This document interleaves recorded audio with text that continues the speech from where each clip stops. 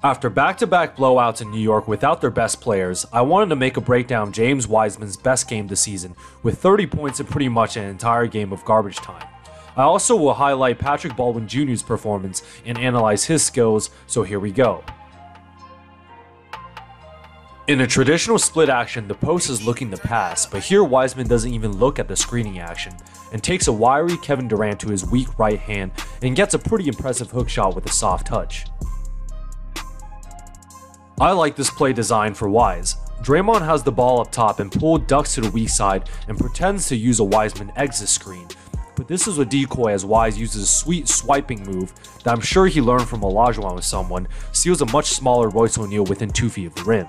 O'Neal has no choice but to go for the steal, and Wiseman gets a two-handed dunk from this, and I want to see this much more consistently from him.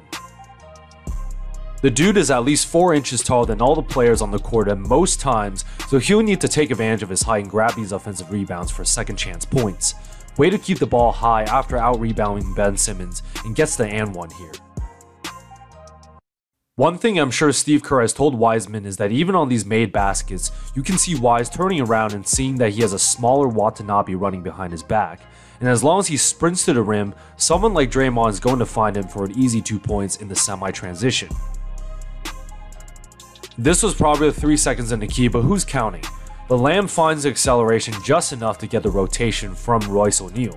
The pass was a little behind Wiseman, as I really like to see a lob here, but he has a soft touch with the left-hand hook shot. At the end of the first half, this was really encouraging for a 2-for-1 situation. With Wiseman trailing, KD lets him have 10 feet of open space, but he actually knocks his three down without hesitation. If he can develop this game, this could be huge for the Warriors. The rest of these plays are just finishing dunks in the lane, but this is the role Golden State will need him to play because Steph, Clay, Wiggins, and Poole are going to draw so much attention from double teams and off-ball actions that he'll have more than his share of opportunities to finish at the rim without a contest. But at the end of the day, his offensive game is fine for a 21-year-old raw big man.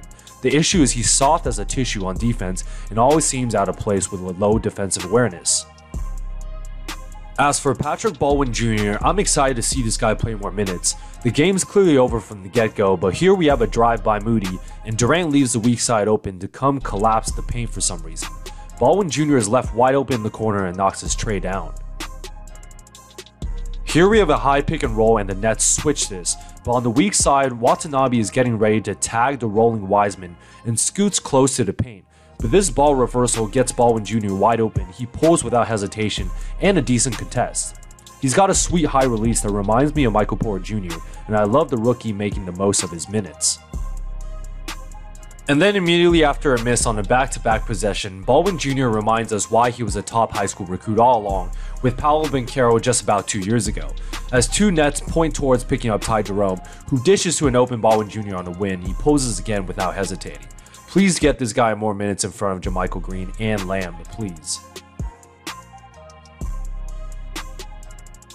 And then a few minutes later, just look at this dribble handoff as the Nets were planning on switching, but here he catches and immediately fires again from 25 feet.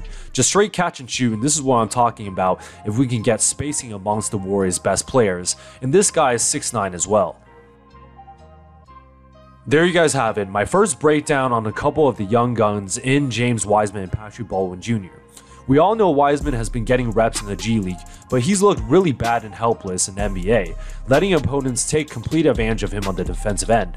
I'm not lost on all hope, but time is getting short for Wiseman to make an impact.